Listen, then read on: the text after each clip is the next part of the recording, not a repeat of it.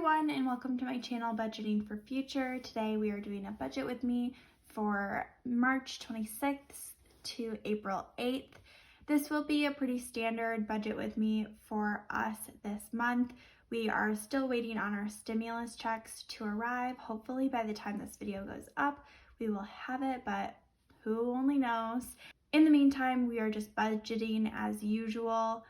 We are changing up our focus on where we're trying to put the majority of our money to, and you'll definitely see that reflected a little bit in this budget.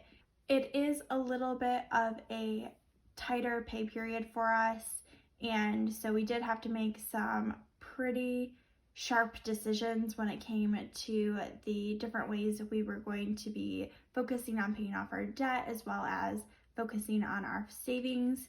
So let's go ahead and just jump right on into this.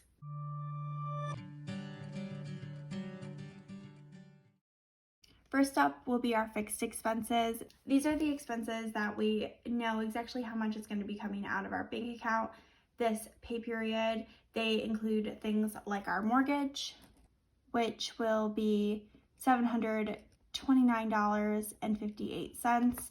We also have our electricity, which is both our electricity as well as our gas, and that will be $199.33.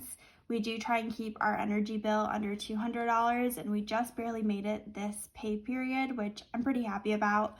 We also have daycare for our daughter, and that will be $360 for 4 days over 2 weeks.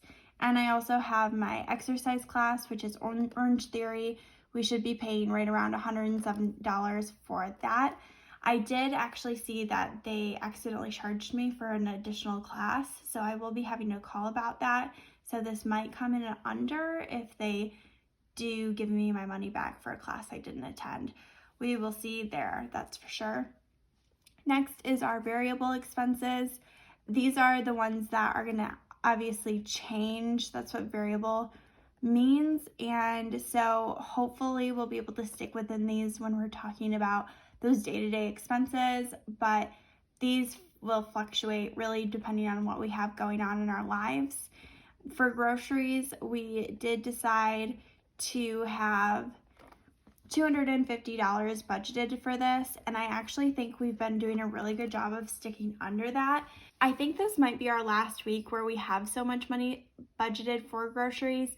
I think in the future we might be able to keep closer to about $200, but it's always really hard to tell. It kind of depends on what we end up buying for our different dinners that we make at home, so we'll definitely see there.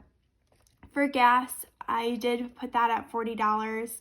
I don't think we'll be going out of town during these next 2 weeks, hopefully not at least, and so I don't think we'll need to make any additional gas purchases out of what it costs to get us back and forth from work and also to our daughter's daycare. We also budget for out to eat, and this includes any takeout that we do. I'm going to keep it at $150. I also have talked to my husband about actually upping this amount because I do get lunch when I go into work most days, and I think I want to start taking that from the out to eat budget, but if I do that, then we won't have enough money to go out to eat like we normally do. There might be some changes to that in the future, but again, pretty much everything is staying pretty standard until we get our stimulus checks. I'm also up for a potential promotion at work, which would be really great, and that also might change the budget quite a bit. So this really might be our last quote unquote normal week. And then in the next few months, I think a lot of things will really be shooken up for us. I think we've got a lot of decisions to make in the future, but right now we're just kind of keeping it pretty standard over here. We also each get our different fund monies. We each get $100 every 2 weeks. This is how we typically will pay for, getting lunches as well as buying clothes that we need. Back when my daughter needed formula, we would buy formula from her variable expenses category, but luckily these days she's not needing that. And that kind of really wraps up our fixed and variable expenses. The next thing we'll jump to are our savings categories and sinking funds. All right, so here are our different savings and sinking fund categories. We do like to list them all out no matter whether or not we actually have money to save for them every single paycheck.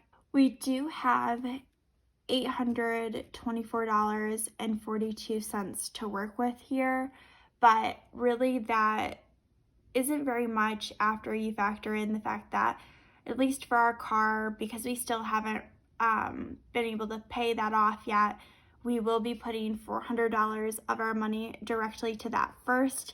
It's top priority. It's a debt that we owe, and the people who we're paying it to obviously expect that money. So that gets cut right off the top there. The next few categories that we prioritized were our phone sinking fund, because we do pay that annually, and if we split it up into $40 every 2 weeks, then it is enough money to cover the cost of our phone bill. We also have typically prioritized our pets category, and we're going to do that again this paycheck, because that's how we pay for litter and food for our cats. And so far, I think $30 is kind of right, exactly how much we should be saving for that every 2 weeks. I think in the future, I might roll it back to $25 and see how that goes. But right now, that sinking fund is pretty low because we did just have to make a pretty big purchase for them and their cat needs. The next area that we focused on was our sinking funds challenge that we're doing, or better known as our rental property that we're trying to save up for. We are trying to save $5,000 this year for it, and I color off different little hearts on my sheet as I go along to show that we've saved a certain amount every single paycheck. I do have a link to my Etsy shop and the printable I'm talking about if you want to take a look at what I'm talking about specifically. But that was $100 this paycheck. And after that, we did have some money left over, so we next focused on our retirement.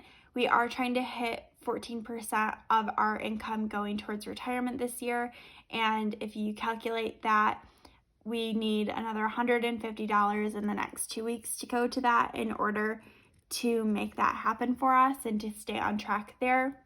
These are the main areas that we try really hard to make sure are prioritized every single paycheck. The next categories we just kind of filled in as we could go with the amount of money that we had. So we did have enough to put $30 into our Christmas fund, $25 into maintenance, another $25 into vacation, and $24.42 found itself in our clothing budget. Because furniture is the last on the list, it's really the least of our priorities. We actually have about $160 saved up right now in our furniture sinking fund, but haven't really found exactly what we want to buy next. And it's really not that high of a priority to buy anything. So no money was able to go there. In terms of school, I don't have to take classes again, or I don't have to pay for classes again until fall. So probably August. We have quite a bit of time between now and then to save. And so it got $0. And then savings is pretty much our last category that we really focus on. It's kind of a little bit of a slush fund. I think my husband is interested in building up our emergency fund coming up in the next few months. So once we have more room in the budget, we'll probably be doing that a little bit more. But for right now, $0 went into that. And that really wraps up this video today for our budget with me for March 26th through April 8th.